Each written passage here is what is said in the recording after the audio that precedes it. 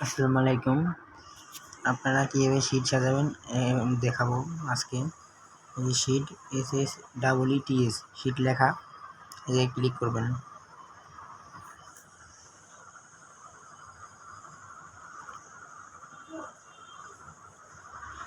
তারপর plus icon দেখবেন, এই ক্লিক করবেন। তারপর এই যে নিউ স্প্রেডশিট কলমের মতো চিহ্ন, এই জায়গায় ক্লিক করবেন।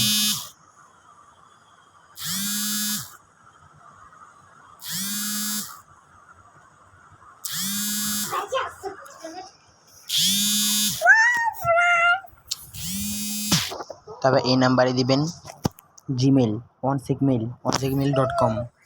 বি নাম্বারে দিবেন প্রোফাইল লিঙ্ক মানে ইউআইডি। বি নাম্বারে দিবেন ইউআইডি হলো প্রোফাইল লিঙ্ক। আপনি যে ফেসবুক আইডি খুলবেন সেটার প্রোফাইল লিঙ্ক এগুলো দিবেন, শুধু নামটা দিবেন, শুধু প্রোফাইল লিঙ্কের ইউআইডিটা দিবেন, নাম্বারটা শুধু প্রোফাইল লিঙ্ক ইউআইডি এই যে বি নাম্বারে দিবেন ইউআইডিটা। প্রোফাইল লিঙ্কে যে নাম্বারটা থাকবে শুধু ওইটুকু দিবেন। আর 3 নাম্বারে কুকিজ বের করে দেবেন। 3 নাম্বারে সবাই কুকিজ বের করে দিয়ে দেবেন। এখন কুকিজ বের করে দিয়ে দেবেন, এটাই।